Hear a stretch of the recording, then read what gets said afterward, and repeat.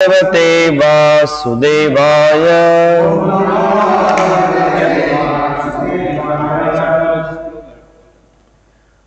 Namo Vishnupadaya Krishna Preshtaya Bhutale Srimate Bhakti Vikasa Swaminiti Namine.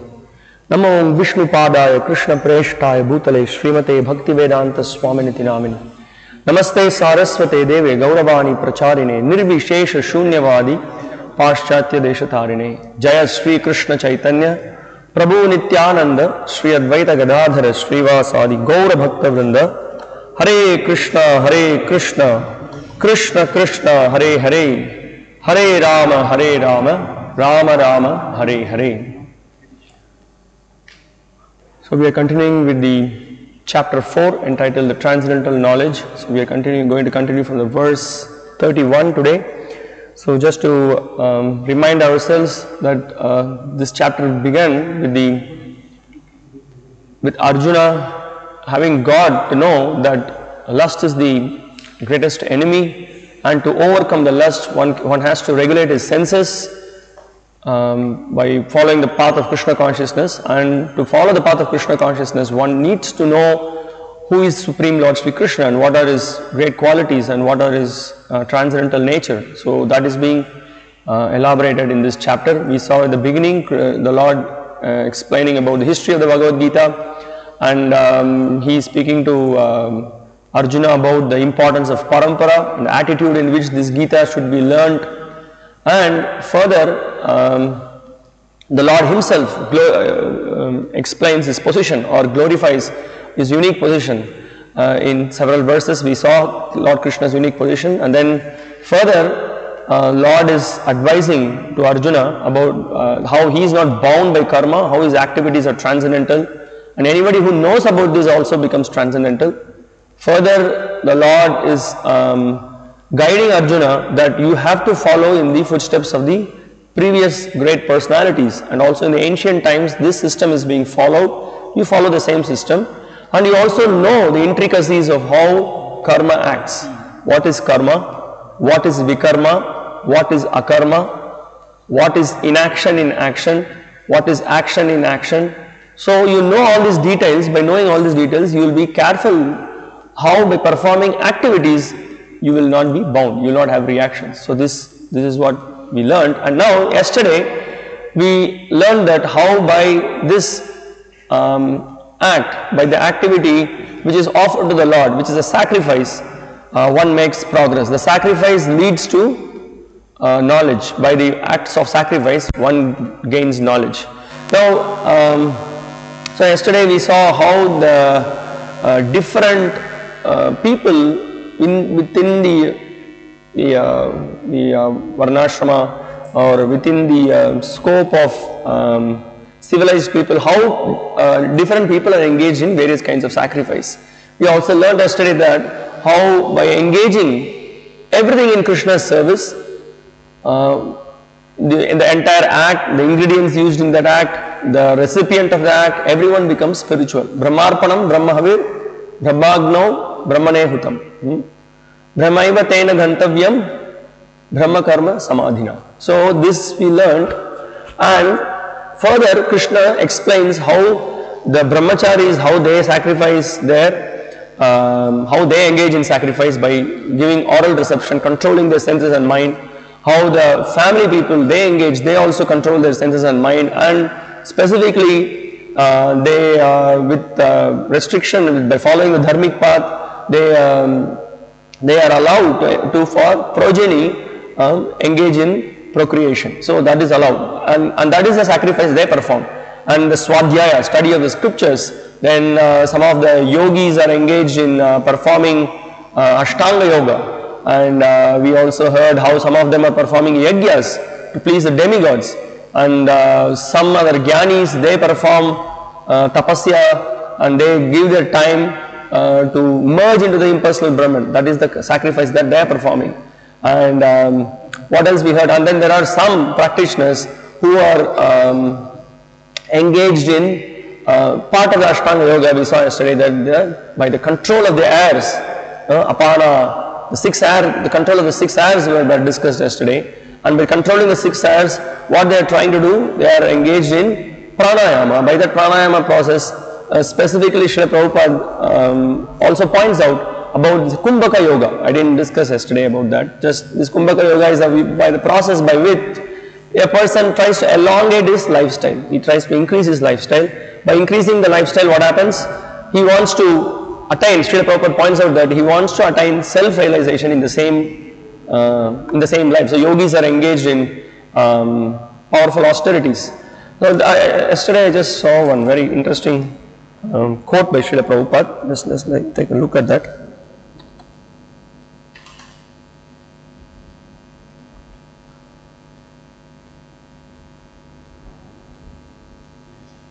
Okay, here it is.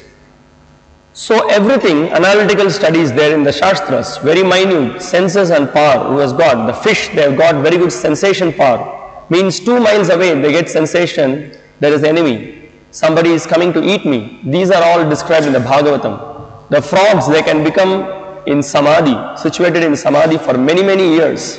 So these things are not very great things, to have Samadhi, to have yogic principles. Even in the animals you will find, I read long ago that in the coal mine, while they were digging coals, one frog came out from the coal and jumped over and died. That means the frog was buried within the lump of coal for many thousands of years, and he was keeping Samadhi, Kumbhaka Yoga, they know. So these are not very extraordinary things, because after all, living entity is eternal, does not die. Na hanyate hanyamane sharire.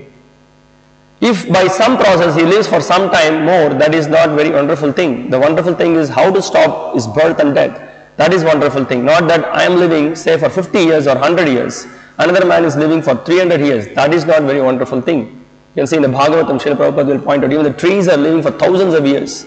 So what is the big glory of it? Anyway, I have just related this quote to make the point that the Kumbhaka Yoga is there, but we can see this kind of mystic powers in the lower species as well. So frogs, we can observe the trees. The trees has got tremendous capacity. It can stand for thousands of years, doesn't move anywhere, and the trees can eat through its legs, so it sustains its energy and it lives for thousands of years. And you can see some yogis also. They are performing such a tapasya with with both the hands raised and one leg raised, and the hand becomes like a stone or wood. So already the trees are doing it. Then also we can see fishes. Okay, fishes are not impressed by the yogis performing tapasya in the water. Because they are naturally they can breathe within the water. That's their natural capacity. So Lord has given that potency. And we can see some of the yogis, they can be inside. When we go to this Kumbh Mela and other places, we can see powerful yogis who are under the water. We cannot even breathe for some 2-3 seconds. Maybe we can try to hold the breath for some 5 seconds. After that, it is not possible. But they can be under the water for, say, for 5 minutes. Some yogis are powerful for half an hour, 1 hour. They will chant mantras also. So these are all the things. But you can see fish is naturally doing it. So what is the point? The point is that 2 things to be understood. One is these yogic different yogic processes and sacrifices are given so that this is for the process of self-realization. So sometimes we get fascinated, so much fascination, and people are so much interested to study all these things and discuss all these things, but they lose the main point. We can also sometimes observe the lizard. The lizard has the capacity to do the mind abduction. Sometimes you see there may be a small insect.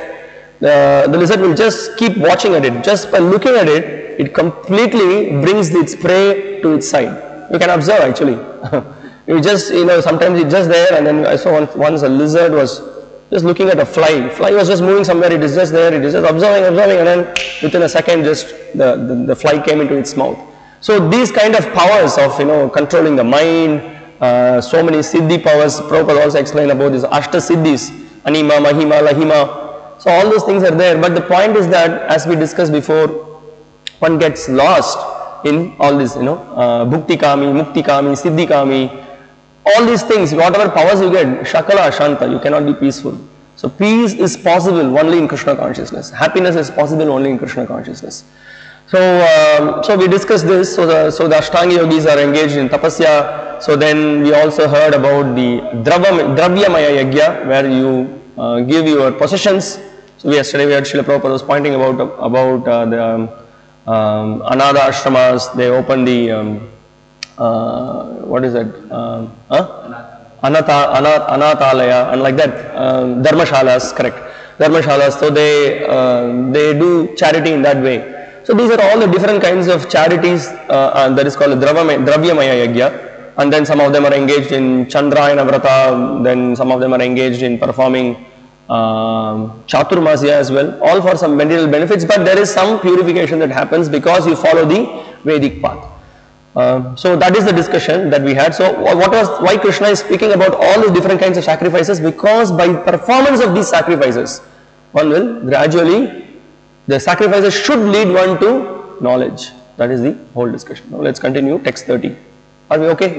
We can. Sarvepyete yajnavido yajnakshapita kalmashaha yagnashishtamritabujo yanti brahma sanatanam. All these performers who know the meaning of sacrifice become cleansed of sinful reactions, and having tasted the nectar of the results of sacrifices, they advance towards the supreme eternal atmosphere. Now, in all the sacrifices, there is one key point to be observed. Prabhupada immediately points out in the purport. Because whenever you engage in sacrifice, you cannot do anything whimsically. You have to, there is the need of control of senses and control of mind. There is a regulation involved. So even some yajna you are performing, maybe you have to fast till noon. By that fasting you are engaged in some tapasya. So like the Prabhupada is pointing out that it is found that the common aim of all these sacrifices is to control the senses. Sense gratification is the root cause of material existence. Therefore, unless and until one is situated on a platform apart from sense gratification, there is no chance of being elevated to the eternal platform of full knowledge, full bliss and full life. So this is the point. So if somebody says I am engaged in yoga, and if there is no change in his lifestyle, he is just engaged in all kinds of sense gratification, doesn't make any sense, because the whole purpose of your practice is to control senses and mind. So this platform is in the eternal atmosphere or Brahman atmosphere. All the above mentioned sacrifices help one to become cleansed of the sinful reactions of material existence. See, this is the whole point. The whole point is lost when we do not know why we are performing these rituals, why these rituals are done, why these particular different processes are engaged, we are engaged in these processes, because actually it is meant for purification. But that is being lost because when one is not educated properly in these sacrifices, then he is one and only goal is material endeavor. What is in store for me? So that is why in this Vedic process, as we explained before, it's like a sugar-coated medicine, that you come for satisfying your material desires, but we all know that from hearing from the Gita and from the Bhagavad and from the scriptures, material desires can never be satisfied. It is illusion to think that my material desires will be satisfied. So then after some time, one will be frustrated in trying to enjoy the senses. Then he will come to ask further questions. So that is the whole point. So gradually purification will happen.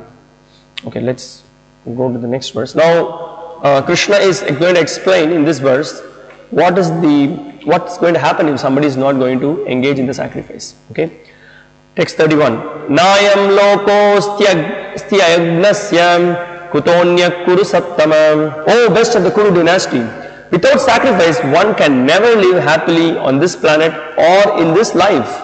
What then of the next? So this is Krishna is again stressing here. So Arjuna, one has to engage in sacrifice. If he is not going to engage in sacrifice, he is not going to be happy. Remember, Krishna is speaking about the sacrifices to Arjuna to explain him that even if somebody has got material desires, we can see in the second chapter and the third chapters as well, Krishna is giving these proposals about the karma kanda. Why? Because somebody is he doesn't want to know anything about higher purposes of life. He just wants to enjoy his senses. He says that do that in a dharmic way.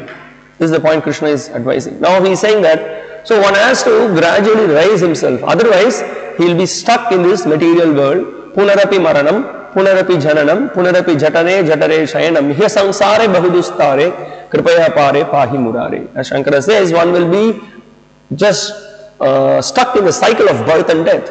So one has to elevate his consciousness, and if he takes up the system of sacrifice, then he will elevate.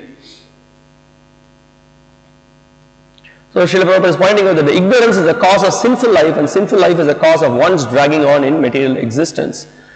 So the Vedas are giving us the direction by which one can come out of this ignorance. And what is the path that the Vedas are showing us? So it is called the path of Dharma, Artha, Kama, Moksha. So you want to acquire Dharma, you want to acquire Artha, you do it in a dharmic way. First of all, be dharmic, and then obviously by following in a honest and straightforward way, you try to acquire wealth. Then after acquiring wealth, Srila Prabhupada is pointing out here, the Vedas therefore give us a chance for escape by pointing out the paths of religion, economic comfort, regulated sense gratification, at last the means to get out of the miserable condition entirely. What is this? What is Prabhupada writing here? What is saying? Dharma, Artha, Kama, Moksha, correct. The path of religion or the different kinds of sacrifice recommended above automatically solves our economic problems. By performance of yajna, we can have enough food, enough milk, etc. Even if there is a so-called increase of population. So when the body is full, then the senses needs to be satisfied. So then Prabhupada is pointing out, the Vedas prescribe therefore sacred marriage for regulated sense gratification. Thereby, one is gradually elevated to the platform of release from material bondage. You see, this is how it is designed. So Dharma, Artha, Kama, and then Moksha. So now in the modern world, Dharma, this word is omitted. Artha, yes, there is interest in Artha and Kama. Only these two things are there. Dharma and Moksha edited from in the modern situation. So it's only sin that is happening here. So Artha and Kama, nothing by dharmic way. So here, see, the Vedas, it is giving a path by which we can gradually purify ourselves and elevate. So that's why here Krishna is pointing out that ayajnasya, if one is not engaged in yajna, that is not good. Now if a person is not inclined to perform yajna according to the Vedas, how can he expect a happy life even in this body? And what to speak of another body on another planet? So that's the thing. So if one is not going to be engaged in yajna, then he may not follow the path of dharma. He will try to enjoy his senses whimsically, and his life will be miserable in this life and also in the next life. You understand? This is what is the problem that happens. Okay. So Srila Prabhupada is concluding that when he is speaking yajna, so we have to understand what is this yajna. This yajna is the Sankirtana yajna, or the process of Krishna consciousness. So there are different grades of material comforts in different heavenly planets, and in all cases there is immense happiness for persons engaged in different kinds of yajna. But the highest kind of happiness that a man can achieve is to be promoted to the spiritual planets by practice of Krishna consciousness. The life of Krishna consciousness is therefore the solution to all the problems of material existence. So this is what is the final conclusion. So by all your tapasya, by your yajna, by your study of scriptures, ultimately it should lead to what? It should lead to the understanding of, as this chapter explains, Krishna is the Supreme Personality of Godhead. His form is transcendental, his birth is transcendental, his activities are transcendental, his abode is transcendental, and our relationship with the Lord is transcendental, and we have a transcendental loving relationship with the Lord in his eternal abode. One should come to this understanding, and one should, by this understanding and by the practice of devotional service, one will be able to enter the abode of the Lord. So that is the conclusion Srila Prabhupada is giving here. So now again, Krishna is stressing here in this verse, the text 32, is pointing out which is the better yajna. All these different types of sacrifice are approved by the Vedas. Okay, text 32. Evam bahuvida yajna vitata brahmano mukhe karmajan vidhitan sarvan evam jnatva vimokshase.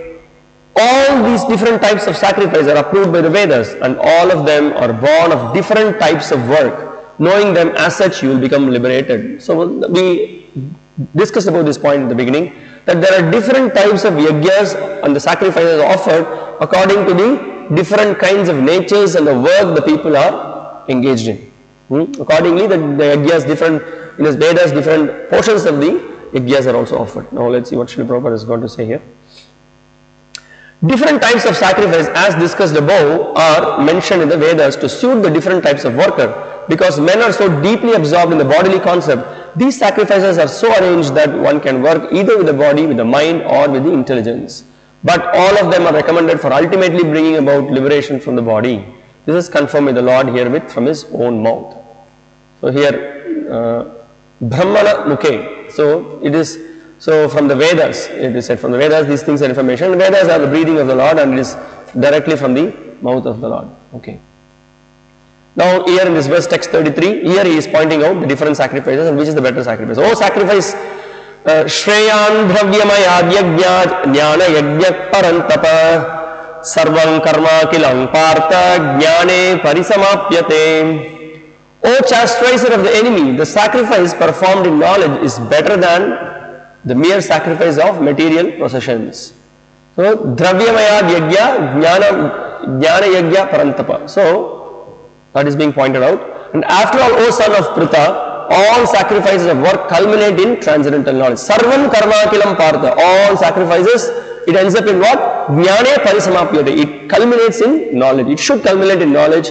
And by that culmination of that knowledge, we have attained perfection. So what is that knowledge? We will see. Krishna is going to discuss about that knowledge. That knowledge we all know, that is the knowledge of our understanding how we are not this body, we are spirit soul. We are part and parcel of the Supreme Soul or the Paramatma, and we are meant to engage in the service of the Lord. This is the conclusion of the Vedas. All the Vedas are meant to drive this very important point that we are eternal servants of Krishna. We are not the controllers. We are not the enjoyers. We are to be enjoyed. We are meant to give pleasure to the Lord. So this we hear again and again and again and again and again, because due to illusion and due to having enjoyed our senses in millions and millions of lifetimes, we are stuck in the slumber of ignorance. So for us to come out of it, the scriptures are again and again from various angles, from various visions of thoughts, it is driving this point that we are eternal servants of the Supreme Lord. Okay, here Srila Prabhupada is pointing out that the purpose of all sacrifices is to arrive at the status of complete knowledge, then to gain release from material miseries, and ultimately to engage in loving transcendental service to the Supreme Lord Krishna consciousness. So this is the essence, this is the whole purpose. Prabhupada further points out in the purport, real knowledge culminates in Krishna consciousness, the highest stage of transcendental knowledge. Without the elevation of knowledge, sacrifices are simply material activities. When however they are elevated to the level of transcendental knowledge, all such activities enter onto the spiritual platform. So we heard that, right? In the text 24, how Brahmarpanam Brahmahavir, Brahmagno Brahmanehutam. In that verse it is clearly explained, by engaging in sacrifice, the person who is sacrificing, the objects which are sacrificed, the person who is conducting the process of sacrifice, everyone is spiritualized, everyone is thoroughly benefited. So, and ultimately that knowledge, one will gain that knowledge of transcendence. That transcendental knowledge is the knowledge of our eternal servitorship to the Supreme Personality of Godhead. You can see here how Srila Prabhupada concludes this purport. Depending on the differences in consciousness, sacrificial activities are sometimes called karma kanda and sometimes jnana kanda. So it is better when the end is in knowledge. So that is the point. So we have in the Vedas the karma kanda sections and the jnana kanda section. So what happens? The person who is aspiring for material benefit, he performs various yajnas that is mentioned in the karma kanda sections of the Vedas. So he performs various yajnas, and by that he is getting several benefits. So he may even be transported to the Swargaloka depending on some particular yajna. And in the Swargaloka he may enjoy some happiness by drinking the somarasa, by dancing with several apsaras and like that. But then after some time he has to come down. Shine punye martya lokam vishanti. So this is what happens. Then what happens? He comes down, again he performs some yajna, he goes up, he comes down. Then he sees there that even some of the demigods who are in their post, they also have, they are not there, they have left. And when the punya is finished, they also have come down. He's thinking, what is going on, There is some flaw here, and I am also not able to be happy. It's not giving satisfaction. After some time you get frustrated. This is the nature of the happiness in this material world. It is very temporary. It has a beginning and an end. So then he comes to the Brahmana and then he makes further inquiries. So, and then the Brahmana is suggesting him, okay, now you can meditate on the impersonal Brahman. He shows him the process of jnana.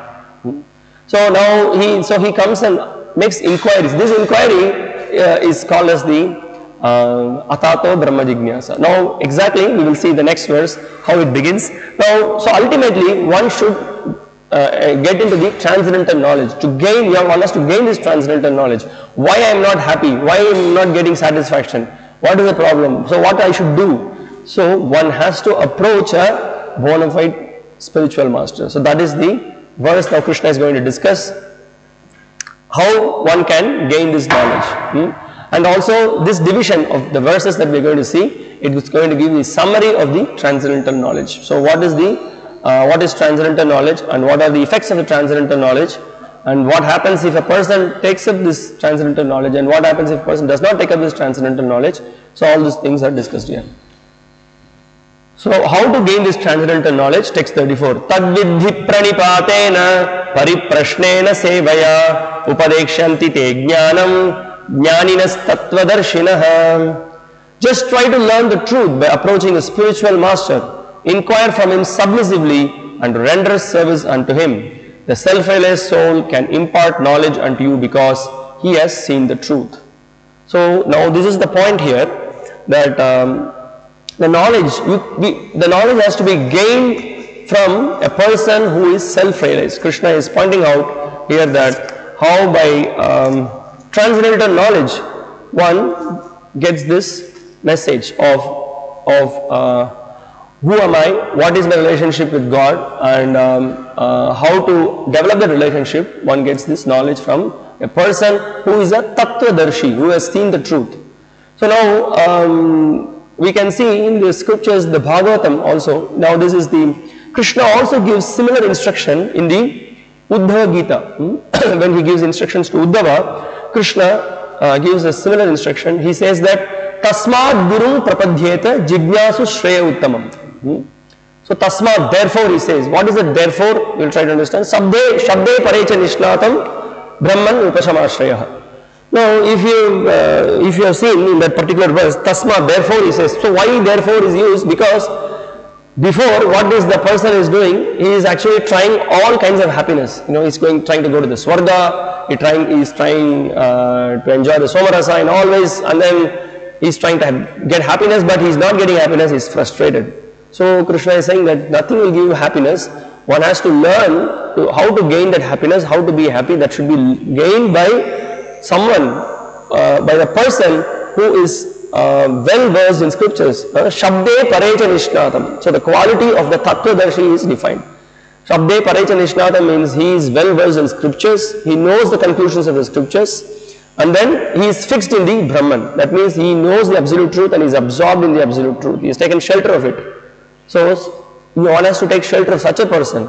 So Jignashu Shreya Uttam. So he should make inquiries about what is the greatest benefit. That is a Shreya, means what is it that is going to give me, what is the real benefit one is going to achieve. So he should ask that question. Jignashu Shreya Uttamam, and he should take shelter of Guru Prapadhyeta. Prapadhya, this word is also used in the Bhagavatam. So one should take shelter.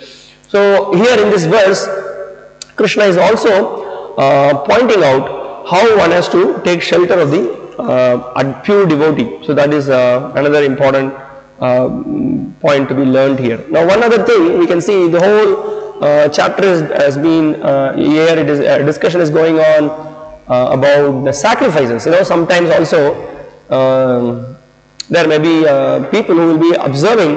They hear that there is the grains are offered in the sacrifice. But when the grains are offered in the sacrifice, who is the enjoyer of that sacrifice? Krishna, Vishnu. Vishnu is the enjoyer of the sacrifice. But I am not able to see, someone will say. I am not able to see. You are offering grains here in the Agni, but I am not able to see. To learn, to know, to understand how Vishnu is enjoying, you have to go to the Tattvadarshi. You have to hear from him. You have to get the transcendental knowledge. And by the transcendental knowledge, we can get to know how Krishna is the supreme enjoyer. And another thing to be understood, that this process of gaining this knowledge. It is not some mundane process like we go to a university or to a college and then we try to gain the knowledge. It is not like that. This knowledge is coming by submissive service, by oral reception. The knowledge descends from an elevated personality. So that has to be understood. So nowadays we can see it's become a very common thing. We have so many books in the market, books for dummies. Teach yourself math, teach yourself C programming, teach yourself. It's a famous thing, and that's how some people think that why I should hear from someone. Let me learn myself. Let me hear. Let me do it my own way. It is not possible. Even to learn mundane things, it is not possible. For example, somebody wants to study astrology, and then he may be very knowledgeable. He may know many things. He might have, maybe there are several sutras in that, formulas in that, he might have crammed it, he might know how the mathematical formulas work, but how to apply it, where to apply it, even very basic fundamental things, you have to learn from a person who is experienced. Then only it is possible. It is not possible that you just learn it like you just, study something and then memorize something. No, it's not. There are two things involved in spiritual progress. One is that you have the knowledge and also the realization. So knowledge and realization, it's not just like that you just read something and then you realize it. No, the realization comes by mercy. So this is the whole point. So that's why the whole idea of submission is there. You need to. Krishna has created a perfect system that he is giving a threefold formula. Pranipatena, Pariprashnena, Sevaya. If you see in this verse, these three words are being used. Pranipata, Pariprashnena and Sevaya. So Pranipata means, first of all, the very first fundamental thing, you first of all understand that you are insignificant. We are all insignificant. We are not great. So that's why sometimes we hear that God is great. So how God is great has to be understood properly. How God is great. And when we say God is great, immediately we should also understand that we are insignificant. Otherwise people have, God is great, I am also great. You are not great, sir. God is great.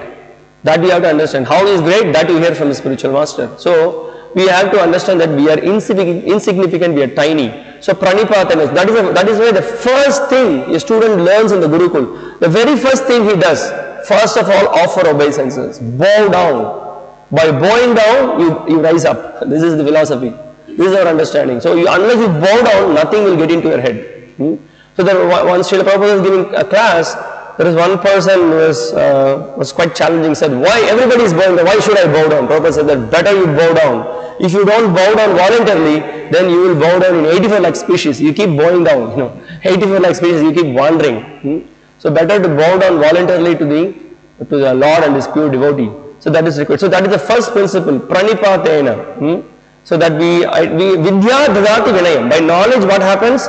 One understands that he is very insignificant, and that's why sometimes we hear this example also. Just the people in the city, they are not so much experienced to see the nature.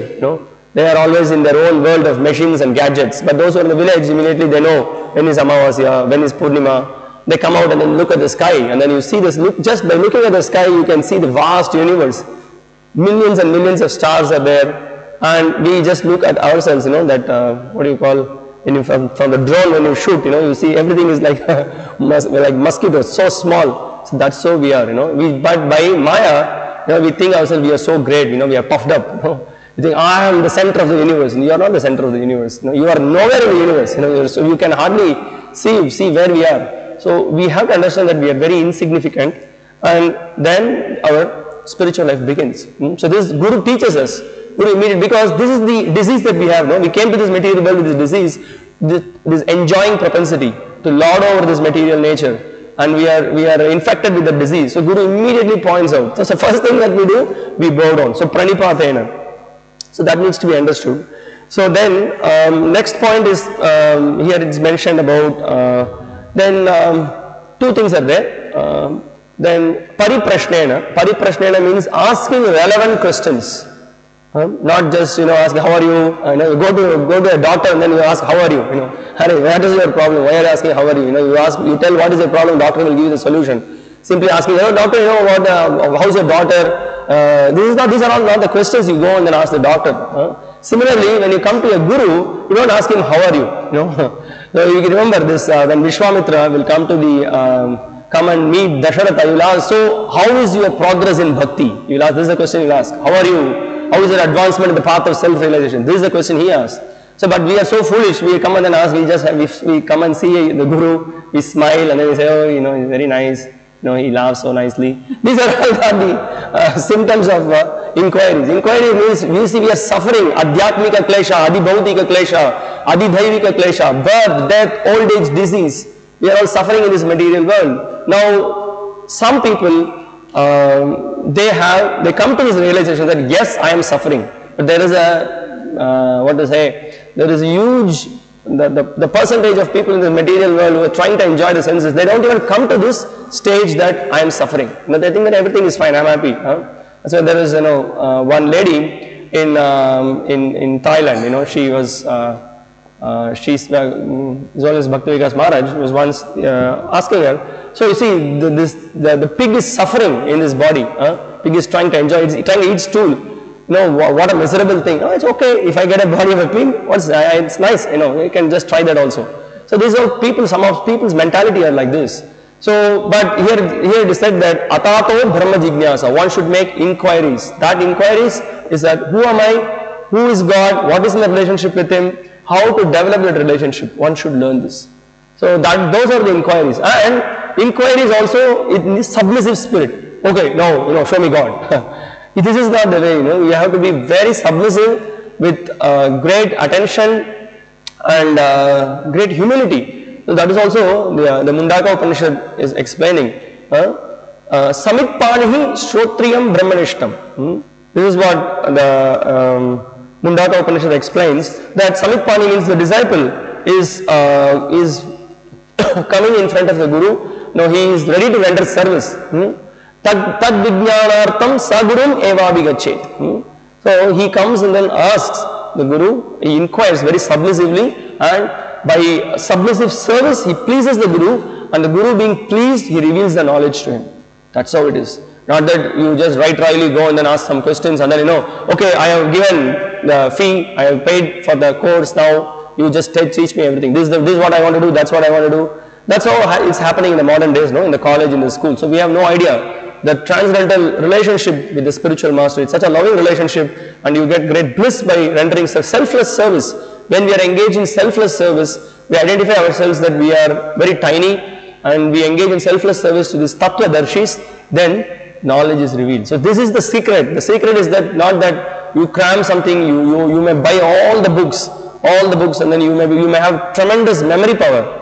Okay, you can memorize everything, but knowledge will not be revealed. Knowledge comes through realization. Realization comes through sincere service, and sincere service to the great personality.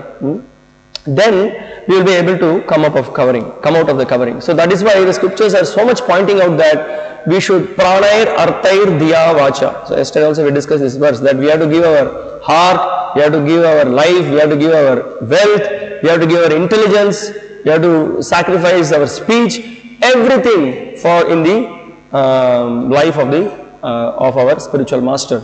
So those are when those tattva-darshis are pleased, then they will bestow upon us the mercy. Now we can see here, when we read the Krishna book, also we can see Shandipani Muni. He was very much pleased by the service of Krishna and Balaram. What he says that actually both of you have taken so much pain. You have sacrificed your body, mind and words in my service. So I am very pleased with your service. So it is explained that when one dedicates his life in the service of the Guru, then he gets the mercy. That's the whole point. Otherwise, one will not be able to gain the knowledge. Knowledge is not possible, and that knowledge will not also last. You may know something, but that will not last. Also, you can see Shandipani Muni giving the blessings to Krishna and Balaram, that you will, whatever that you have studied, you will never forget it. So there is one thing we study and another thing that we apply. Study means the realized knowledge, that what is the final conclusion of all the big studies of all the scriptures and everything. What is the final moment? What is that is required? What is the essence of all these things? By studying all the scriptures, Vedas, everything, Bhagavatam, Bhagavad Gita, everything we have studied. What is that ultimately we should be surcharged with? What is that we should be? Faith on what? Finally. Tell in Sutra, the scriptures finally give conclusion. Everything is meant for two things. Okay, I have boiled it down. Always remember Krishna, never forget Krishna. Smartavyam satatam Vishnu, Vismartavyam na jatuchit. So that is the whole point. We should always remember this. So everything is driving us towards this point. So that kind of a realization one will have by the mercy of the spiritual master. Yasya prasadad bhagavat prasado. Yasya aprasadad nagati kutopi. So by pleasing the spiritual master, one comes to that stage of one comes to the stage of understanding that I am the eternal servant and my life is meant to please Hari, Guru and Vaishnavas. Now another thing, sometimes people also what they try to do, they sometimes say that how can you bow down to someone? That means you are showing that you are weak. You are not strong. You are weak. Now this is another glory to be understood, that one needs to have strength to accept that I am weak. This is the real strength. Strength means to accept in front of the Guru that I am weak, I need your shelter, I need your mercy. So this is a very vast subject matter, and this subject matter should be understood properly. If the attitude is not proper in serving the Guru, in trying to understand his position, we can go nowhere in our life. It's all, everything. One will be exceptional in singing for Krishna, exceptional in cooking for Krishna, exceptional in giving classes. So many things all traits he may have. Ultimately, we have to please the spiritual master. Are we doing it in accordance with the wishes of our Guru and our previous Acharyas? So this is the bottom line. This should be understood. If this is not not understood, not that when the Guru is coming, sometimes you come 1 day or 2 days, do some service, and then rest of the day, rest of the year you are disappeared. Or sometimes you are so foolish, Guru is here, and till then also you don't want to come and then do service. This is another extreme of neophyteness. So this is what we have understood in life, nothing we have understood in life. So then it's a deep subject matter. Then there is the instructions of the Guru, then service to the Guru's body.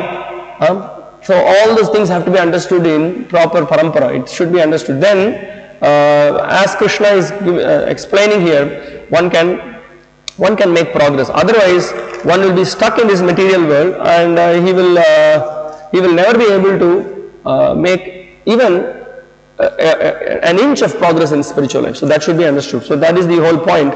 Then also Srila Prabhupada gives in many places amazing example regarding our position. He gives the example of a small child. When he is walking with his father, he is fully sheltered. So similarly, we need to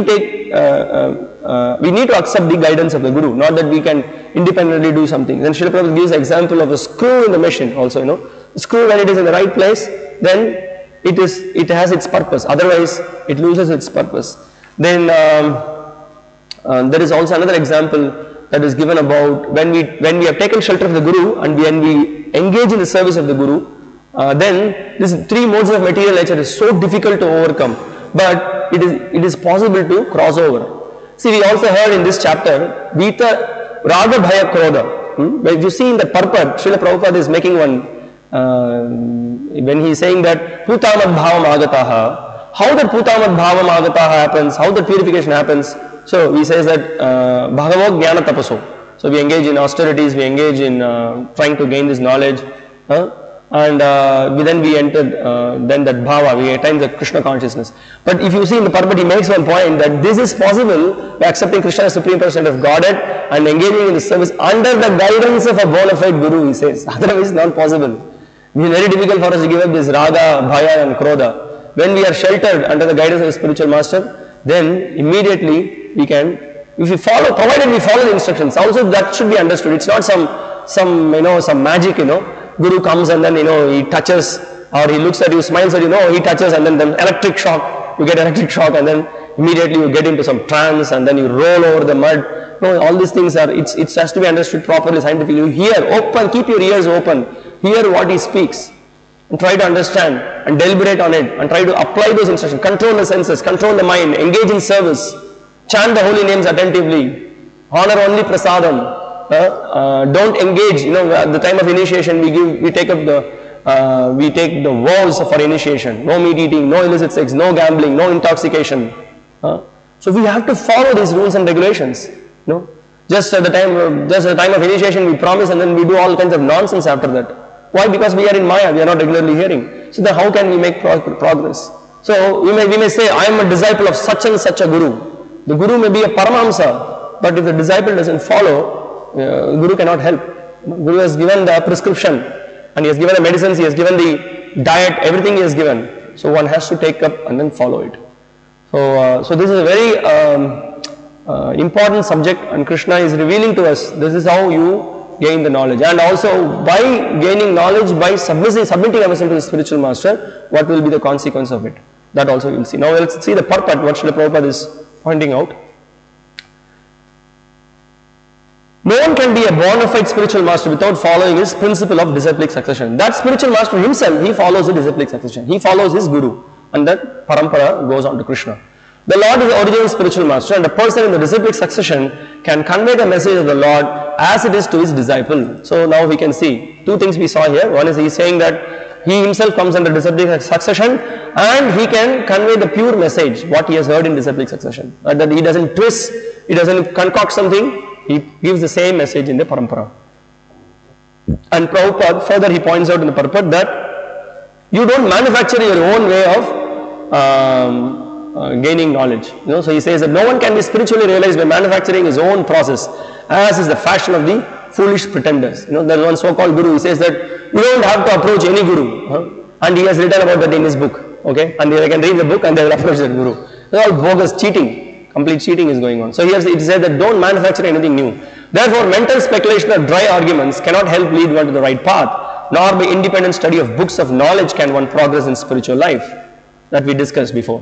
So one has to approach the bona fide spiritual master, engage in his service and try to please him, then you will make progress. Okay, now Srila Prabhupada is elaborating how to approach the spiritual master. Such a spiritual master should be accepted in full surrender, and one should serve the spiritual master like a menial servant without false prestige. So there is no ego. Anything the guru asks you to do, we have to do. We see the example of Ishvara Puri, how he served Madhavendra Puri. Ramachandra Puri on the other hand was criticizing that about is the pastime that Madhavendra Puri is performing of his apparent weakness of body and illness, and Ishvara Puri with great humility. This is service. Service means ready to do any menial service. He will clean the place where Madhavendra Puri was, he became invalid. So he will clean him, he will bathe him, he will everything, when he passes water, he clears his, he passes stool, everything he will clear, so humble, everything on time, and Madhavendra Puri was so pleased by this service.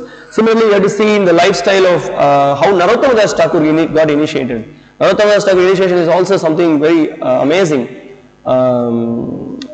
He was very silent. Early in the morning he will come and then he will clean the courtyard, he will clean the place where Loknath Goswami will evacuate, and Loknath Goswami never wanted to give initiation to anyone, but by such a submissive service attitude of Narottama Das Thakur, he will be finally pleased and he will initiate him. So that is an important point, that the menial servant, so this we should always remember. Never ever in our life we should think we have attained a stage that now we have attained perfection.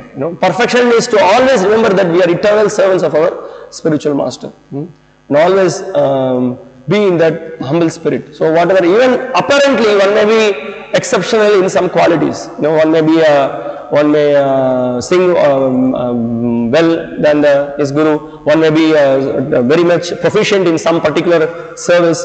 But always the disciple, whatever talent he has got, he gives the credit to the spiritual master, understanding him to be a menial servant.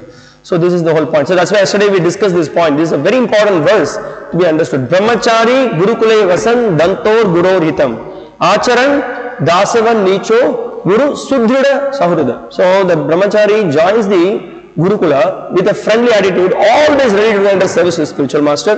But with firm faith, he tries to control his senses and mind, he is, as we discussed, that he is almost, he has no independent plans. Whatever the Guru desires, he works according to it. So that is the standard that is being mentioned here. So here Prabhupada is further pointing out that satisfaction with self-realized spiritual master is the secret of advancement in spiritual life. So this should be understood. So what is it that our spiritual master wants from us? That should be understood, and we should try to satisfy that. And we may also see apparently, that we may have some other motives, some other desire, or we have our own plans, and we may go and then push that plan in front of the spiritual master. Spiritual master may say, okay, and then I said, as Guru approved it. So, and we think that we are really some very advanced devotee. So that is again a neophyteness. And also, it is also sometimes practically we can see there may be some difficulties when an instruction is given, when submission is given, we have to sincerely try our best. And then if there are some difficulties, if there are some challenges, we can honestly go and present to the spiritual master the situation. And the spiritual master may consider, and then he may accordingly give solutions. So that should be the attitude. First of all, the spirit of saying yes, I will do. So that also is discussed in the Bhagavatam. It's to say yes to the spiritual master. In the section, in the third canto of the Bhagavatam, Kardama Muni will be very much pleased, Brahmadev will be very much pleased with the acts of Kardama Muni. So he will say that without any hesitation, you took up the instructions that I gave you. So that is the standard that is being set. So the spiritual master is being pleased. Unless there is submission and service, inquiries from the learned spiritual master, will not be effective. One must be able to pass the test of the spiritual master, and when he sees the genuine desire of the disciple, he automatically blesses the disciple with genuine spiritual understanding. So this is the point. The spiritual master being pleased, he blesses. On the other hand, we can see Ekalavya, he did everything on his own. He was apparently to the world, it looks like he was pleasing the spiritual master, but he didn't, in the beginning only, he didn't follow the instruction of the spiritual master. So this is a very important principle to be understood. Then another thing also, this is also a guidelines given to an aspiring disciple. Both blind following and absurd inquiries are condemned. So it's not that blindly you accept someone as Guru and just simply don't even think why the Guru has given you this instruction, and then you just blindly do something. Prabhupada also gives this story of this of a veterinarian doctor. The veterinarian doctor, he deals with when one horse, it had a problem in its throat. So he used to take to deal with that, he was taking one hammer and then he just hit the hammer on the throat. So there was one fellow, like an apprentice, who was with this veterinarian doctor, and so he went. Now he thought that okay, now I know all the techniques of dealing with the animals. So he went to another place. I don't remember what was the problem with that animal. So he just went and, oh, you have this problem. Then immediately he just went and then he just took the hammer and then he killed that animal. And he said that, Guruji, I tried the process that you said, but it didn't work. What you did? I took the hammer and then I hit, but that unfortunately the problem was not fixed. This particular animal died. Then he said that, you fool, why I did that? This horse had just ate the watermelon got stuck on its throat. So I had to deal with this. So it is like that. Basically, if you do something without proper understanding, you may not only create disturbance for yourself, you may create disturbance for everyone else. So here Prabhupada is warning that in this verse, both blind following and absurd inquiries are condemned. Not only should one hear submissively from the spiritual master, but one must also get a clear understanding from him in submission and service and inquiry. So we have to ask submissively questions, try to understand the truth, and then we practice that in our life. Then we will get realization. So a bona fide spiritual master is by nature very kind toward the disciple. Yeah, he is very merciful to bring us out of the conditioning. So therefore, when the student is submissive and is always ready to render service, the reciprocation of knowledge and inquiries becomes perfect. So this is the sutra. So three things we let us remind ourselves. Pranipatena, pariprashnena, sevaya. So these are the three sutras Krishna has given here, and if we just accept this principle accordingly, then we can make progress. And also it is mentioned that we have to take how a disciple should accept a guru in a bona fide disciplic school of thought. There are four sampradayas, Brahma Madhva Gaudiya Sampradaya, Sri Sampradaya, Kumara Sampradaya, Rudra Sampradaya. There are bona fide acharyas in this Sampradaya, and we belong to the Brahma Madhva Gaudiya Sampradaya, and we are coming into the disciplic succession from Brahma to Narada, Narada to Vyas, Vyas to Madhva, and then to his disciplic preceptors, and then following that from Madhavendra Puri, and then from Madhavendra Puri the knowledge descended. Then we have our previous acharyas, Gaur Kishore Das Babaji Maharaj, Bhakti-śāstra Saraswati Thakur, then our founder Acharya Srila Prabhupada, and then we have his disciples who are sincerely practicing the Krishna consciousness, who are acting as the spiritual masters. So we have to come to this platform. We cannot, for so many years we are coming, doing service, we are practicing. We should take the step ahead with full faith. We should submit ourselves to a spiritual master and follow the process, because this is what Krishna wants us to do, and we have to take up that. So as we said, it's a very big subject matter. So many things could be discussed on this, but at least minimum we should know this. And as we read Srila Prabhupada's books, as we read Bhagavad Gita and Bhagavatam, we get more knowledge about the great qualities of the spiritual master. Okay. Now,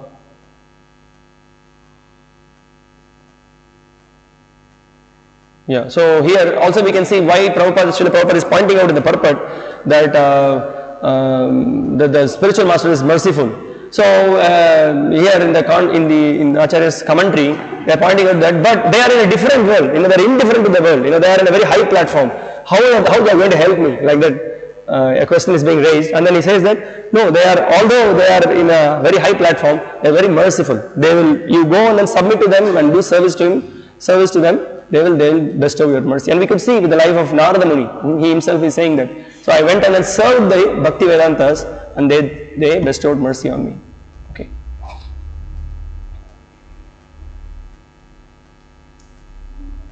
Okay, let's see one quote from Prabhupada. There is a Swami and thousands of people are following him. I shall become his disciple. This is called blind following. You do not know whether he is a Swami or a rascal.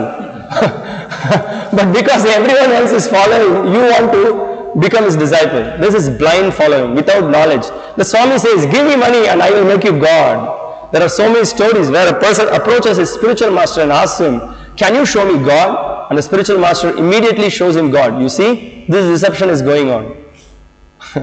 If you go to a professor and say, oh, if you are a professor, can you make me an MA immediately? And he says, yes, why not? Then you are a fool and he is also a fool. The so-called spiritual master is a rascal, and the man who has gone to him is also a rascal. Dhruva Maharaja went to the forest and had practiced many penances and austerities. Then he saw God. Can I see God immediately without being trained, without undergoing training? No, it is not possible. So these are absurd things. If you are not qualified, how you can see such things? If you have never seen a $10 note and you ask someone to give you a $10 note, you will not feel cheated if he gives you a piece of paper.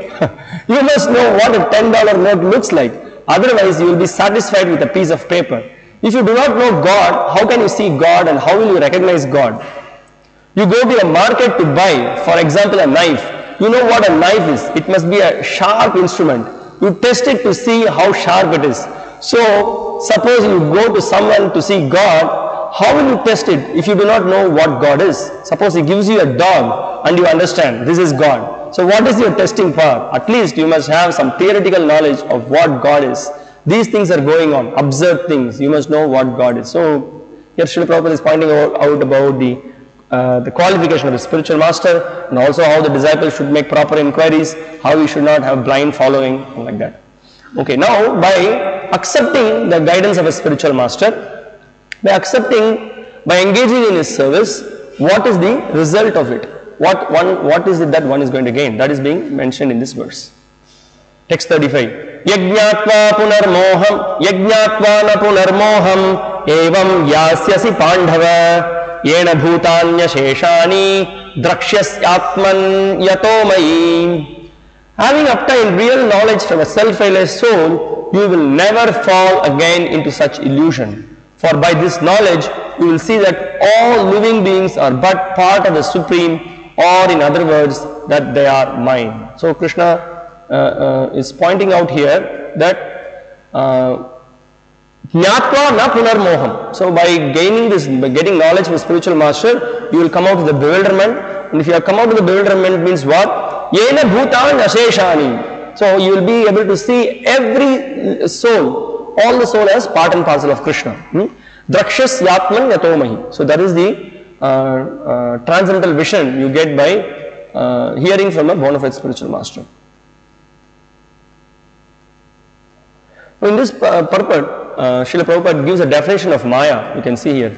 The sense of an existence separate from Krishna is called Maya. Ma means not, yeah, this, something we have nothing to do with Krishna.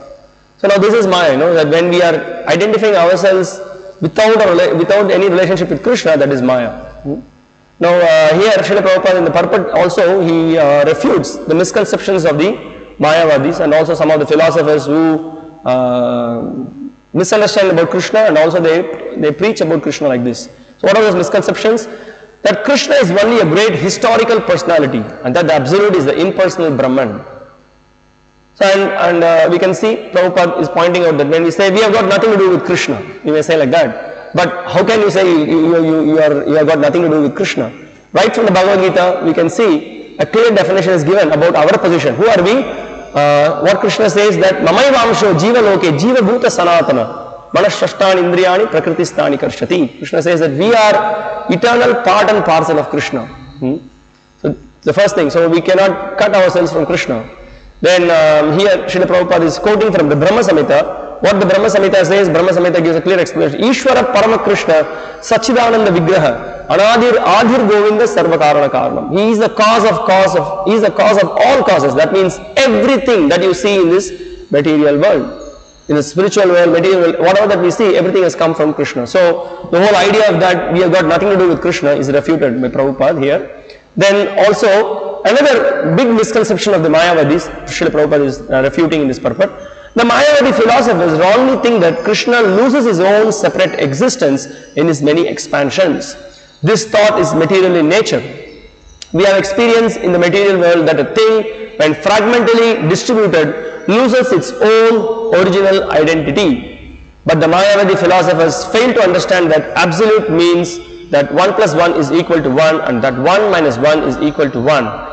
This is the case in the absolute world. So now this is the point that what they say, they come up with some big logical explanation. You take a paper, cut the paper, so the main big paper that was there that has become 2. Now that further cut the paper, it has become 4, it has become 6. Where is the original paper? Now this is the question. Original paper is lost. Now they say that you see, this is what has happened. That absolute truth is broken down into chunks. Then you are God, I am God, this is God. Whatever that you see, now that everything is God is now broken down into chunks. Now this is the reality. Now in Maya, we are not able to understand this. Once you come out of the covering, then you understand that you are God, then you are attained to perfection. Now that is being completely defeated just by the one invocation mantra that is mentioned in the Ishopanishad verse. Om Purnamadav Purnamidam Purnat Purnamudachyate Purnasya Purnamadaya Purnameva Vasishyate. So now let us practically apply this knowledge that who are we? We are all part and parcel of Krishna. We have Bahu Samprajayate. Krishna says that for his own enjoyment he has expanded himself. There is Swamsha Vibhinamsha. So all these expansions are very clearly explained in the scriptures. So, but still the Lord remains the same. There are innumerable expansions from him, but still the original person is, he is as he is. Deeparche evahi dashantaram abhyupetya. That is also explained in the Bhagavatam. That there is an original candle and there are so many different candles you light, and still the original candle is original. And all the other candles also has got equal powers. So this is the power of the Supreme Lord. So their whole conception that the Supreme is broken down and everything is lost. And Srila Prabhupada here is teaching transcendental mathematics that 1 minus 1 is 0. No, it's 1. 1 plus 1 is 1. So this is the mathematics Srila Prabhupada is teaching. This is from the Ishopanishad. We understand this. Okay. So Srila Prabhupada is pointing out that this transcendental service in Krishna consciousness, that is the only hope for us to come out of the conditioning of Maya. When one is the living entities as separate parts and parcels of the Supreme have a purpose to fulfill. Having forgotten that purpose since time immemorial, they are situated in different bodies as men, animals, demigods, etc. Such bodily differences arise from forgetfulness of the transcendental service of the Lord. But when one is engaged in transcendental service through Krishna consciousness, one becomes at once liberated from this illusion. So this is the solution. The solution is that one gets this transcendental knowledge from the bona fide spiritual master, and then one will be able to come out of the forgetfulness, from the dreamy state. One comes out from the dreamy state and then he comes back to his constitutional position. Now Srila Prabhupada is defining what is Swarupa means, what is the liberation means. He clearly explains. When, however, such deluded living entities become situated in Krishna consciousness, it is to be understood that they are on the path of liberation, as confirmed in the Bhagavatam. Muktir hitva anyata rupam swarupena vyavastitihi. One is fixed in his constitutional position as eternal servant of the Lord. So liberation means to be situated in one's constitutional position as an eternal servitor of Krishna. So we can see this point again and again being repeated. We will see this point repeated in the Bhagavad Gita again and again. This point repeated in the Bhagavatam. When you go to Chaitanya Charitamrita, again this point is repeated because this is our constitutional position. We should never act improper to our constitutional position. So our constitutional position is always as eternal servant of the Lord. Dasa bhuta harer eva na anya seva kadachana. So this Srila Jiva Goswami, he quotes this. You can see Srila Prabhupada also is quoting it in the 9th chapter of the Bhagavad Gita. This establishes our perfect position of we have got nothing to do. We have no connection with this material world. Our connection exists with Krishna and his paraphernalia and his service. Okay. Now we will continue. Text 36. Now we see the glories of transcendental knowledge is further explained. So here in this verse it is explained. Apiched asi papebhya sarvebhya papakrit tamaham sarvam jnana plavenaiva vrijinam santarishyasi. Even if you are considered to be the most sinful of all sinners, when you are situated in the boat of transcendental knowledge, you will be able to cross over the ocean of miseries. Now this is an interesting verse. It speaks about the glory of the transcendental knowledge. You can see here it is explained, apichet asi papebhya sarvebhya papakritamaha. Even if you are considered to be the most sinful of all sinners, by being in the boat of transcendental knowledge, you will cross over this ocean of miseries it is pointed out. Now, a question may be raised. How can one be a sinner and then also have transcendental knowledge? Is it not a contradiction? So it is almost impossible. So Krishna is making the point that actually, although a case may not be like that, one may not be as the most sinful of sinner, the most a person who is in great sin and also in transcendental knowledge. Even in that situation, if one takes up to this transcendental knowledge, one is endowed with this transcendental knowledge, one will be able to cross over it. So now I will just point out that here Prabhupada gives two examples here in this purport. You can see this material world is sometimes regarded as an ocean of nescience and sometimes as a blazing forest in the ocean. However, expert a swimmer one may be, the struggle for existence is very severe. If someone comes forward and lifts the struggling swimmer from the ocean, he is the greatest savior.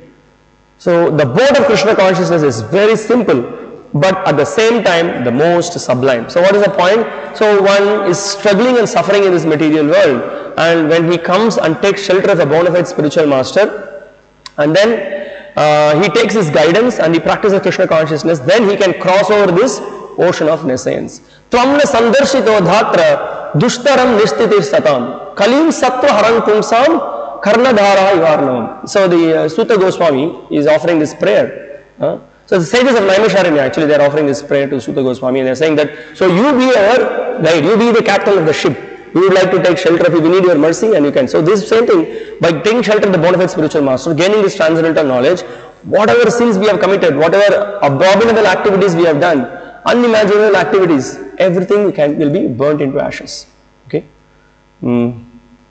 Now, so this is also pointed out by the Acharyas. So you see here it is said, so this verse is a glorification of knowledge. If you are more sinful than all sinners, but how could a person who is sinful be pure-hearted, and without purity of heart, how could he attain realization of knowledge? So it is not possible for one who has attained knowledge to commit sinful acts. So it is said here that the words api and chet are used to show the assumption of the impossible. Though the commission of sin would be impossible, the assumption is made to show the results of attaining knowledge. So a person who is in transcendental knowledge will not be sinful. So, but even if someone is so sinful, but if he has gained this transcendental knowledge, he can cross over this ocean. So that is being pointed out. Okay, text 37. Yataidansis samiddhognir basmasat kurute arjuna jnanagni sarva karmani basmasat kurute tata as a blazing fire turns firewood to ashes, O Arjuna, so does the fire of knowledge burn to ashes all reactions to material activities. Now here, Krishna is pointing out that all reactions will be burnt away. That is being pointed out. That means what? You may, by your action, you might have accumulated some punya, there may be papa also. Okay? Now both has to be, now for one has to go back to Godhead, one has to come in the association of the Lord. If you have a lot of pious credits, then you may have to finish all those pious credits, So that also will be, so you see, what is the first result of practicing pure devotional service? Can anybody tell? What is the first result of practicing pure devotional service? Kleshagni. Yes, that is the point. So the first result of pure devotional service is Kleshagni. One becomes cleansed of all the sufferings of this material world. That means sufferings comes because of ignorance. Ignorance is the root cause of our suffering, and because of ignorance we engage in sinful activities, and because of sinful activities we acquire different kinds of sins. So then there is we have the sin produces aprarabdha and prarabdha. So aprarabdha are those sins in a very subtle form, and prarabdha is because of the sins that we have committed, we are actually facing the reactions. So from all these sins one will be purified. So here specifically he points out, Prabhupada, you can see in the purport, Srila Prabhupada is pointing out that perfect knowledge of the self and super self and of the relationship is compared here into fire. So now when you say spiritual knowledge, there are two things. One is that we are not this body, we are spirit soul. That is one level. Then it doesn't end there. The main understanding after coming to this point that we are not this body, I am spirit soul, we have to understand our relationship with God. So we are part and parcel of the super soul, and we have to engage in His service. So and that is devotional service.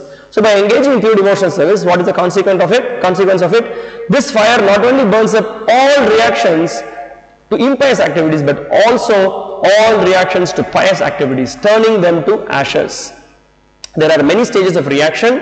Reaction in the making, reaction fructifying, reaction already achieved, and reaction a priori. So Prabhupada puts it, so this whole point of this aprarabdha, prarabdha, kutam, bijam, palonmukam. So that is what Prabhupada has put here.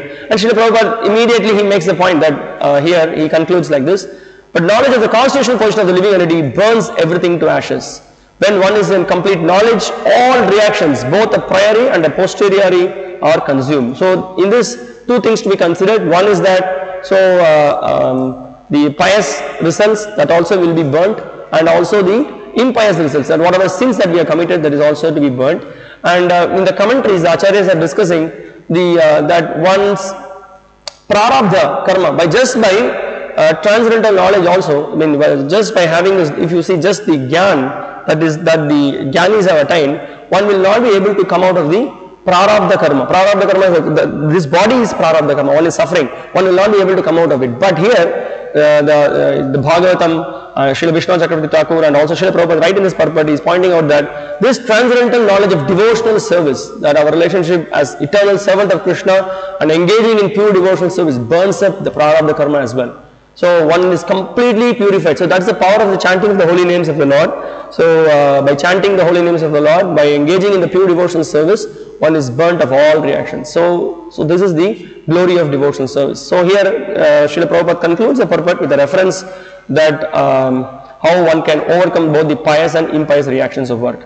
And we will discuss in more detail about how this, how from kutam, bijam, how this in subtle form these sinful proclivities are affecting us, affecting our consciousness, how it is driving ourselves towards sin, and how by the power of pure devotional service, everything is step by step, everything is thoroughly, it is destroyed.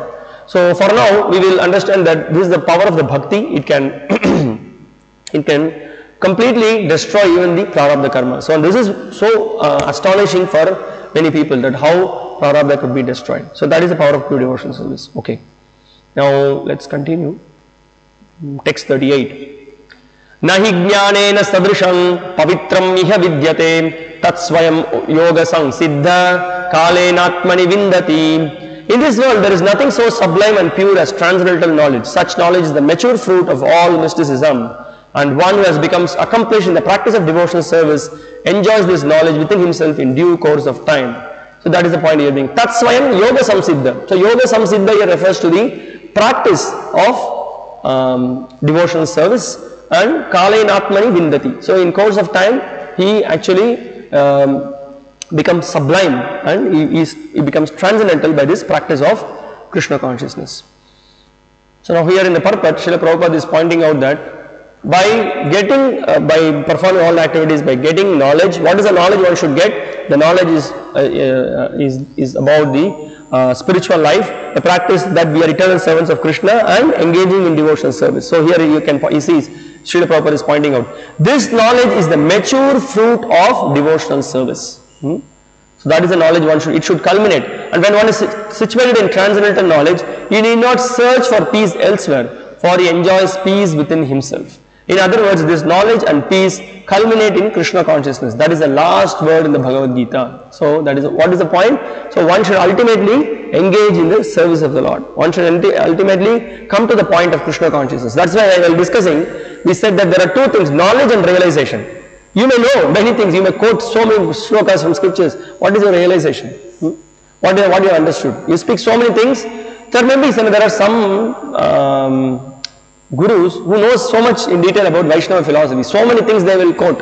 They will tell many events in chronology, what happened, who is this guru who came, everything they will say, but actually they don't have any faith on this. They don't accept Krishna as a person. So realization, one should get this realization that we are eternal servants of Krishna, we have to engage in service. Krishna is real, bhakti is real, and factually we can see purification happening. So this will happen when by submission and by service. So that is the point here Srila Prabhupada is making. In this knowledge and peace culminate in Krishna consciousness. So this is the last word in the Bhagavad Gita. Okay. Now here Srila Prabhupada is discussing what type of persons, text 39, what type of persons attain this knowledge and when they attain this knowledge. Shraddhaval labate jnanam tatpara sangyatendriyah jnanam labdva param shantim achirena adigacchati. So now he speaks about how one can attain this knowledge. So we can see here, a faithful man who is dedicated to transcendental knowledge and who subdues his senses is eligible to achieve such knowledge, and having achieved it, he quickly attains the supreme spiritual peace. See, three things are said. Shraddhaval, with a faithful person. First of all, faith is required to make any progress. Then samyatendriya. Samyatendriya means samyata. One should control his senses and mind. When one has got faith in the process means he takes up this process. So the first thing that begins is there are do's and don'ts. Some things to be avoided, some things to be practiced. Yama, niyama. That is, we also follow that. We also have 4 relative principles. One hand, we chant the 16 rounds of the Hare Krishna Maha Mantra, engage in devotional service, and then on the other hand, we restrain ourselves from indulging in sense gratification. So that's why we have the 4 regulative principles. Okay, let's continue. One is called a faithful man who thinks that simply by acting in Krishna consciousness, he can attain the highest perfection. The faith is attained by the discharge of devotional service and by chanting Hare Krishna, Krishna Krishna, Hare Hare, Hare Rama, Rama Rama, Hare Hare, which cleanses one's heart of all material dirt. So this is the secret. The secret is that by engaging in devotional service, one may have preliminary, some appreciation of devotee, some appreciation of the process of Krishna consciousness. So he comes in contact with the devotee. He engages in the process of chanting. So that's why we see 2 things that are done. We unless someone engages in the service of the Lord, that's why we see one comes, he chants, and then what we do immediately, we ask him, okay, you please come wash the pots, you decorate this temple, you clean this place. There are millions of services in Krishna's abode, and in the Krishna conscious movement, one can engage in the service and purify his existence. So simultaneously chanting the Hare Krishna Maha Mantra and engaging in service, so one becomes purified. So that is the point made here. Over and above this, one should control the senses. A person who is faithful to Krishna and who controls the senses can easily attain perfection in the knowledge of Krishna consciousness without delay. And we can see practically in our movement, while Srila Prabhupada started the movement, so he engaged everyone in chanting the Hare Krishna Maha Mantra. They were all having, initially even they had no clue about control of senses and the mind, but they are gradually coming. Prabhupada used to conduct classes 3 times a week. You will have, the program will be like that, half an hour, 45 minutes, there will be kirtan, and then Prabhupada will give a 40 minutes class, and then again he will end up with kirtan. So there is so much purification happened. Some of them, they were smoking, some of them had no clue, some of them even before getting the initial days, even before getting initiation, some of them are not very clear with the 4 regulative principles also. But then they stuck to the process, they chanted, they engaged in service, then purification happened, then they made inquiries, they started asking questions, trying to understand the philosophy, and then they made progress. So what is the bottom line? It all began with faith. And the faith is generated by a pure devotee of the Lord. So this is the secret. Having described those qualified for knowledge and the results, the Lord now describes the unqualified person and the result for that person. Now, a person with a faith, what happened? And a person who does not have faith, that is being discussed. Text 40. Agnyascha shraddadhanascha sanshayatma vinashyati nayam loko stinaparo nasukam sanshayatmanaha. But ignorant and faithless persons who doubt the revealed scriptures do not attain God consciousness. They fall down. For the doubting soul, there is happiness neither in this world nor in the next. So there are 3 things here Prabhupada is discussing. He is speaking about 3 persons. One is Agya, a fool, Ashraddadana, faithless, and then Samshayatma. Samshayatma is one who is always doubting. So these 3 people are discussed. Okay, let's see what Srila Prabhupada has got to say. Persons who are almost like animals have no faith in or knowledge of the standard revealed scriptures. So he says Agya. Ignorant person, absolutely no faith, no belief at all. You father, you go to temple, you do whatever you want. Leave me alone. I have my own. I know about all these things when I should come. Absolutely no faith at all. Okay, that's one category. And some, even though they have knowledge of or can recite passages from the revealed scriptures, have actually no faith in these words. So many things. There is one friend. He knows many things. He will quote, in Vamana Purana it is said like that. Many references he will say. He will tell, and after that he will go and then watch the latest movies. He absolutely no interest in this. It's some kind of fun for him. Okay, he has got knowledge about many things. In sports he knows. He knows about the mechanics of the engine. So like that, this is also some subject matter for him. That's all. But application, that there is reality, no, nothing. So that's what is being discussed here. Faithless.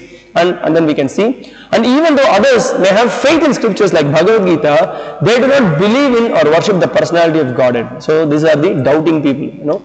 So that's why we can see some people, they come, associate, they follow, still they have a lot of doubts. Still they, after 10 years they have, is Krishna really a person? By taking, coming in shelter of this particular teacher, I can make progress. So that's why I know a couple of friends are there, they're 15 years coming in touch with ISKCON, but still they have not taken initiation. They said, still I have some doubts. I said, okay, what can we do? The doubts has to be cleared. One has to come out of these doubts. So what is the solution for that? Srila Prabhupada is also addressing it here in this purport. Out of all the above mentioned persons, those who have no faith and are always doubtful make no progress at all. And Srila Prabhupada points out, one should therefore follow the principles of revealed scriptures with faith and thereby be raised to the platform of knowledge. Remember when we were studying the introduction to the Bhagavad Gita, what Srila Prabhupada said? The beginning, Srila Prabhupada speaks about the spirit of the Bhagavad Gita. What he said? Submissive spirit. But again, one other point Srila Prabhupada specifically says there. At least have theoretically accept. Okay, theoretically accept, then you take up this process, then you will make progress. So that is what is being pointed out here also. In other words, doubtful persons have no status whatsoever in spiritual emancipation. One should therefore follow in the footsteps of the great acharyas who are in the disciplic succession and thereby attain success. Okay, so that is the point. So one should have this, yes, there are these categories of people. What is the hope for them? The hope is that they have to somehow or other take up this process. Stick to the process, be patient, and then try. Have faith. Stay strong and keep your faith alive. There is one song. Okay. Result of a person who acts in transcendental knowledge or engages in devotional service. Now, those who engage in devotional service, what will happen? Okay. Here Srila Krishna is forwarding. Yoga sanyasta karmanam jnana sanchinna sanshayam atmavantam na karmani nibadhanti dhananjaya. One who acts in devotional service, renouncing the fruits of his actions and whose doubts have been destroyed by transcendental knowledge, is situated factually in the self. Thus he is not bound by the reactions of work, O conqueror of riches. So here it is pointed out that, so by finally one who is engaging in devotional service, he is no more bound by any reactions. Why this verse is spoken here? We can also see that because Arjuna always had this doubt, what kind of reactions I am going to get. So Krishna is saying that if you engage in devotional service, you are going to be completely free from all reactions. So that is being pointed out. So here Srila Prabhupada is also pointing out that so there will be absolutely no reactions for someone who is engaged in devotional service. So that is being pointed out. Now text 42. Tasmad ajnana sambhutam hritstam jnanasinatmanah chitvainam sanshayam yogam atishtotishtha bharata. Therefore the doubts which have arisen in your heart out of ignorance should be slashed by the weapon of knowledge. Armed with yoga, O Bharata, stand and fight. That is a good instruction from conclusion verse. Krishna says that, so all the doubts, how the doubts should be cleared with the jnana. Hritstam jnana sinatmanah chitvainam sanshayam yogam. So with the weapon of knowledge, remove all your doubts. Now surrender.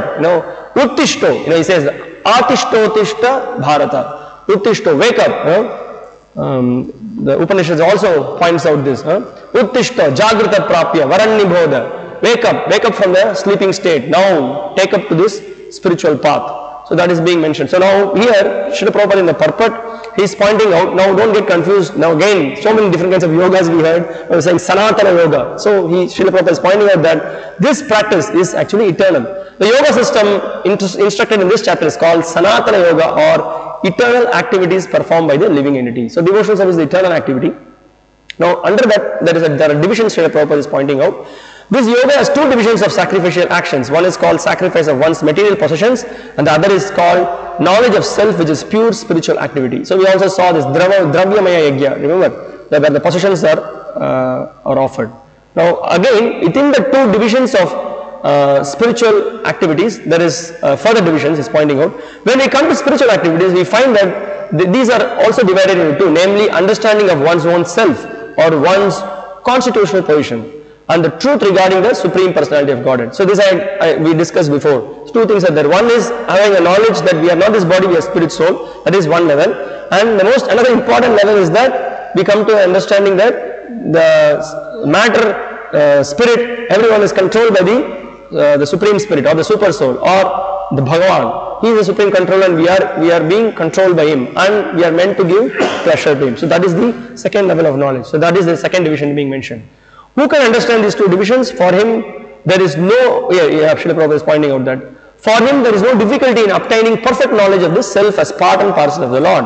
As such, understanding is beneficial, for such a person can easily understand the transcendental activities of the Lord. Now we can see there are some set of spiritual practitioners, they come to the level of understanding that I am not this body, I am a spirit soul. It stops there. And further, they cannot understand these subject matters unless they come to the understanding that this spirit soul, I am eternal servant of Krishna.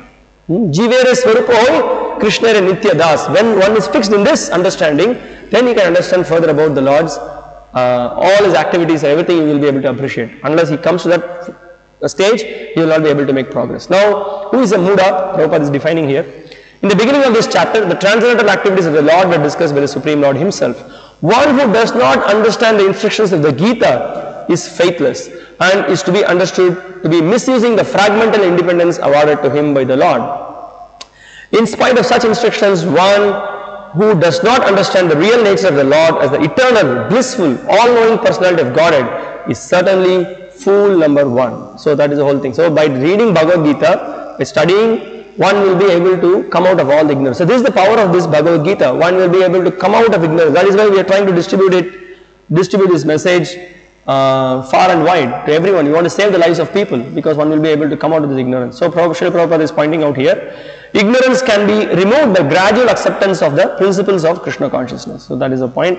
And Prabhupada is summarizing here further how the Krishna consciousness can be awakened, that there are different sacrifices that was mentioned in this chapter. Ultimately it should lead one to come to this platform of Krishna consciousness by different types of sacrifices to the demigods, sacrifice to Brahman, sacrifice in celibacy, sacrifice in household life, in controlling the senses, in practicing mystic yoga, in penance, in foregoing material possessions, in studying the Vedas, and being part of the Varnashrama Dharma, all these sacrifices, all these regulated actions is pointed out for what?